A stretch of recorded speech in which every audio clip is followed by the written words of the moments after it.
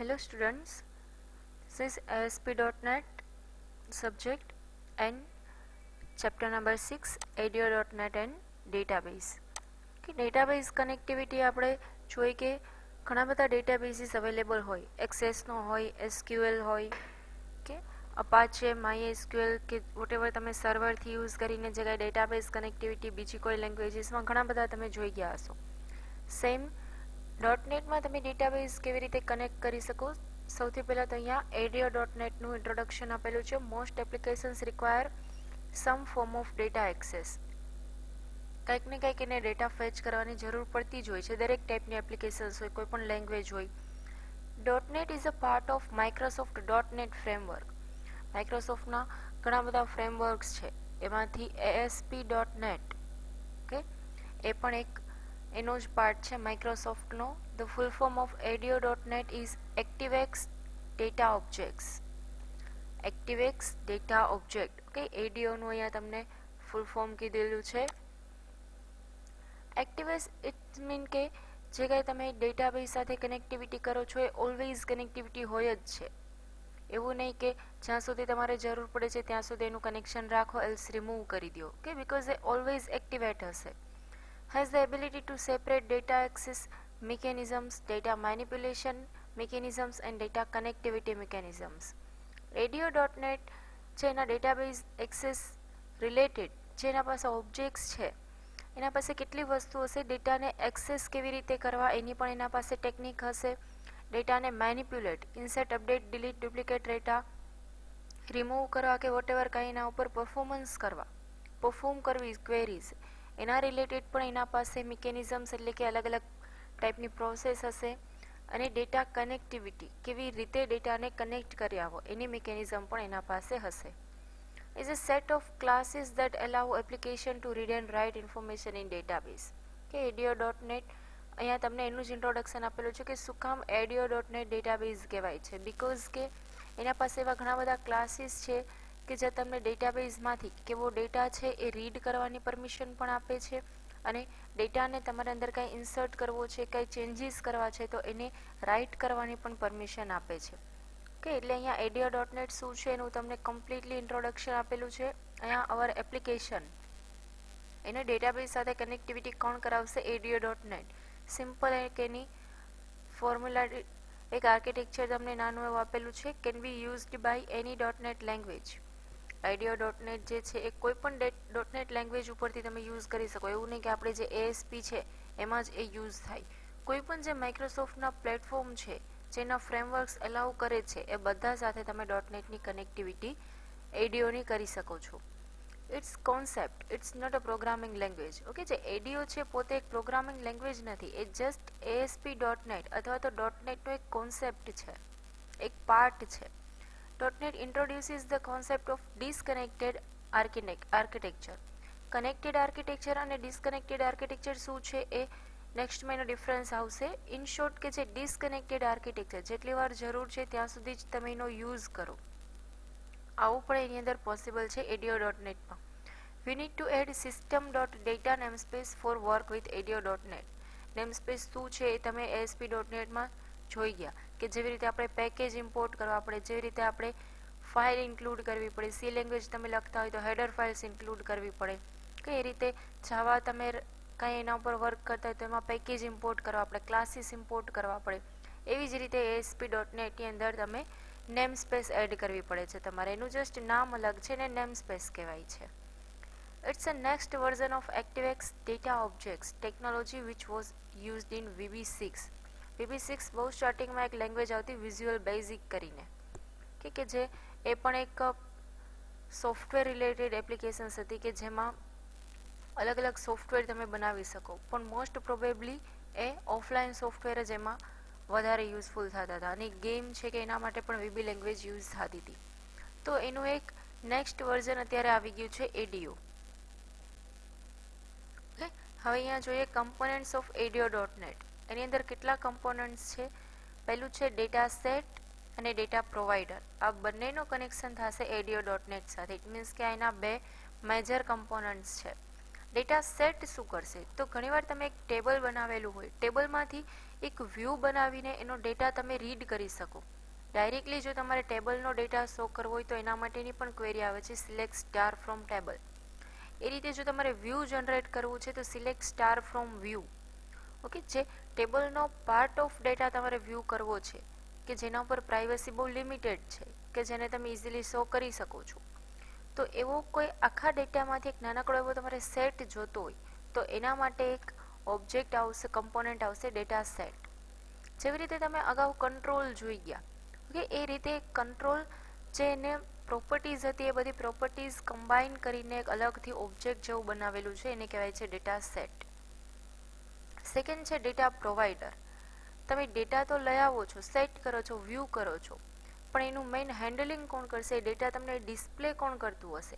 તો જે વસ્તુ તમને ડેટા ડિસ્પ્લે કરશે એને કહેવાશે ડેટા પ્રોવાઈડર. કે અહીંયા એના ડિસ્ક્રિપ્શન આપ્યું છે, data set represents either an entire database or a subset of database. It can contain tables in relationship between those tables.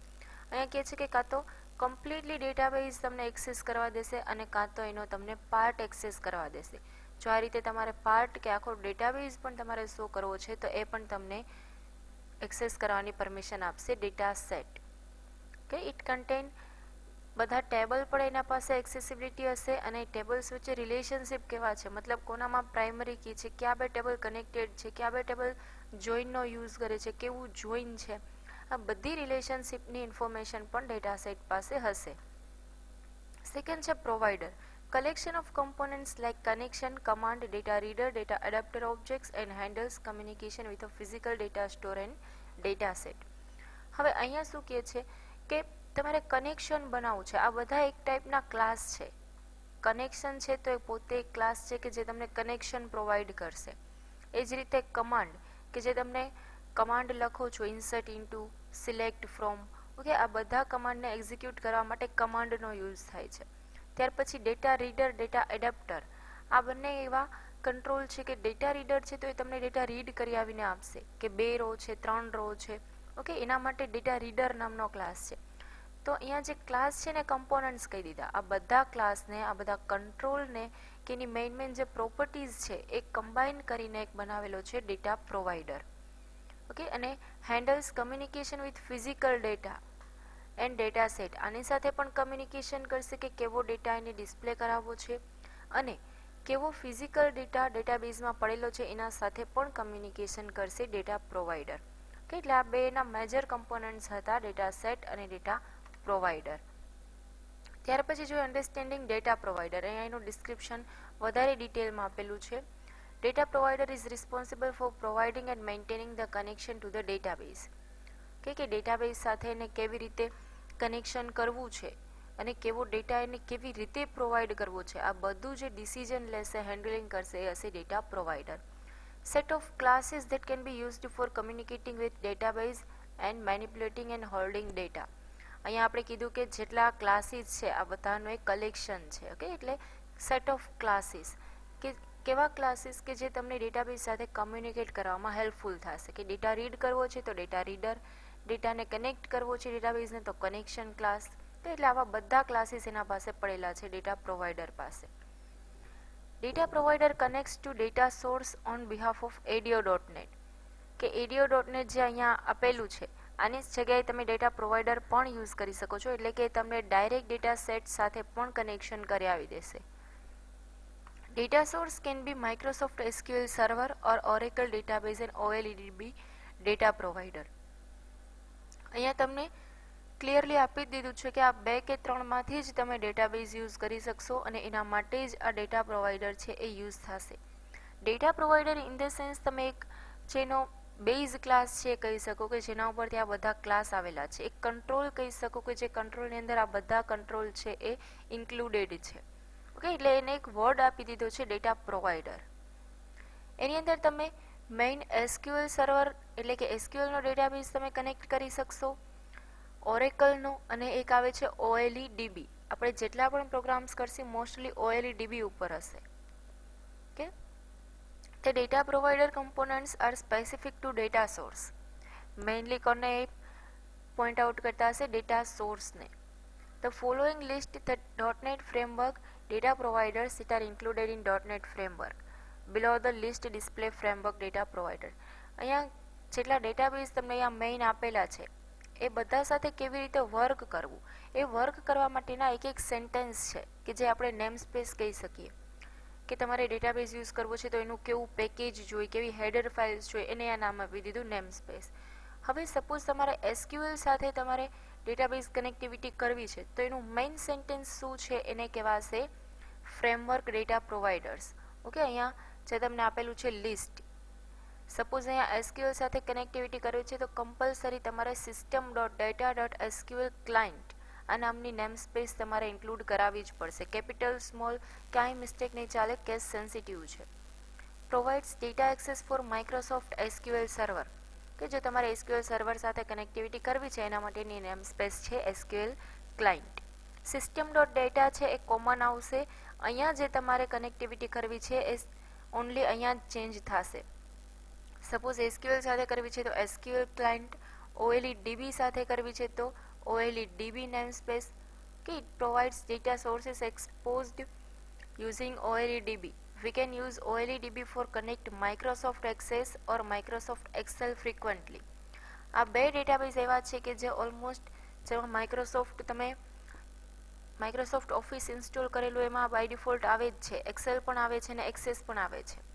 SQL ને એ બધા તમારે સાઇટથી ઇન્સ્ટોલ કરવા પડે, એટલા માટે જનરલી જે આપણે પ્રોગ્રામ્સ કરશો એ OLEDB સાથે જ વધારે પડતા હશે.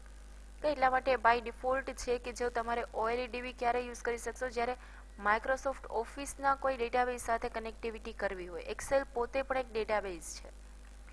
એ જ રીતે તમારે ODBC સાથે જો કનેક્ટિવિટી કરવી છે તો એના માટે નેમસ્પેસ છે system dot data dot ODBC. Provides data sources of ODBC connection. જાવાની અંદર તમે JDBC ODBC જોઈ ગયા હશો એ જ રીતે અહીંયા છે ODBC સાથે જો તમારે કનેક્ટિવિટી કરવી છે તો એના માટેની નેમસ્પેસ.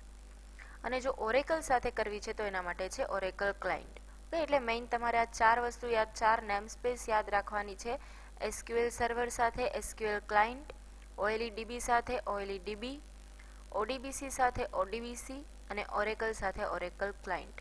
આ ચાર મેઇન નેમસ્પેસ છે કે જે તમારે ડેટાબેઝ સાથે કેવી રીતે કનેક્ટિવિટી કરવી, કેવા પેકેજ તમારે ઇમ્પોર્ટ કરાવવા, કેવી નેમસ્પેસ, કે એના માટેના 4 પોઈન્ટ્સ છે જે તમારે યાદ રાખવાના છે. કે તો આજે અહીંયા સુધી, નેક્સ્ટ લેક્ચરમાં આપણે વધારે જોશું. Thank you.